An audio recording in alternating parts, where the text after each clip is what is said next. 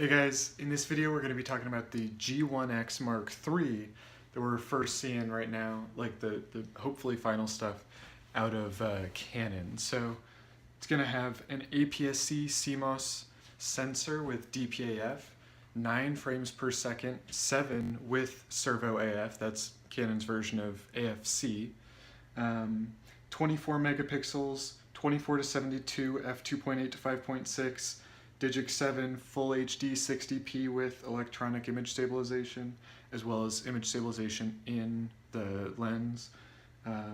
ISO 100 to 25,600, minimum shooting distance 10 centimeters to 30 centimeters, wide to tele. It's going to have a really nice looking EVF, going to have a good LCD on the back of it, Wi-Fi, Bluetooth, near field communication, battery, pictures that you can store in the camera. Well, you know, I don't know if you'll be able to see this, but that's what it's gonna look like.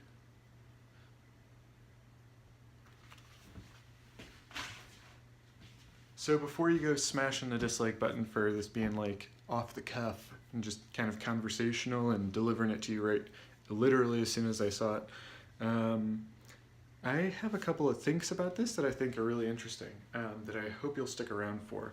And one big one is that this looks like it's going to be the way that we should be expecting Canon mirrorless cameras to look. It's got an exposure comp dial on one side, it's got the mode dial on the other. This seems like a pattern that will be very easy to build off of. There's also, I don't know if you recall, there's the same kind of DSLR style hump for the EVF.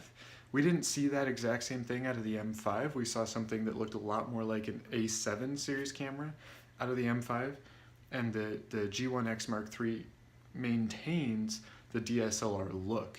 I think the lens, it's really funny because this device actually looks very much on par with an M5 because the lens is actually faster. It's 2.8 to 5.6 instead of 3.5 to 6.3 on that 15 to 45, which will equate to about 24 to 70. So it's a very interesting value proposition for people that want the most common zoom range for the most useful zoom range, but also the price tag at about $1,300 I think we're seeing right now. That's a little steep. I think we're gonna have to be expecting that same kind of price point, but when you look at the device, it's basically an M5 with a fixed lens and a little bit different body styling. I think we can expect to see those same styling cues on Canon's future mirrorless cameras, but I think we can also expect to see a very similar design philosophy, a product design philosophy rather. They're putting everything that's in the M5 in this, which is smart. You got to add value for dollar, and they're wanting to charge premium. I don't think it's a worthwhile premium, but I think that Canon will continue to under-deliver by comparison to the competition.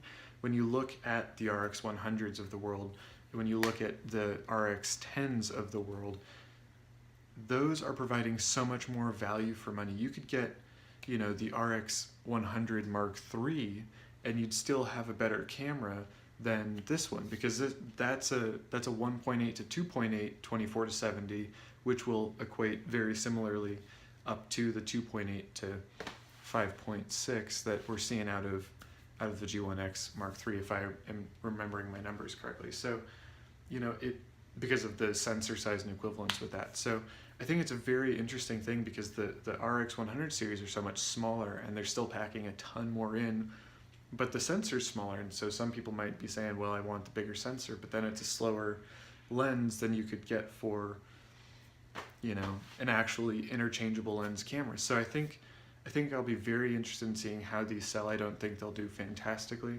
because there are devices like the RX100s and the RX10s on the table right now. At $1,200–1,300, it makes a ton of sense in my mind to spend the extra $400 to go for the RX10 Mark IV. I think that's going to be a much better camera for 99% of people. And with Sony's current color science very closely matching up with Canon's, you know, there isn't really a huge disparity any longer between which one, in terms of matching them up. Like, it won't be terribly difficult to match these colors up, even on your smartphone. So very interested in hearing what you have to say about the G1X Mark III. Thank you very much for your time and for your attention. Hope this brought value to you, and hope this little bit of a longer term perspective was good, and so forth and so on. So anyway, I'll get out of your hair. Have a good day.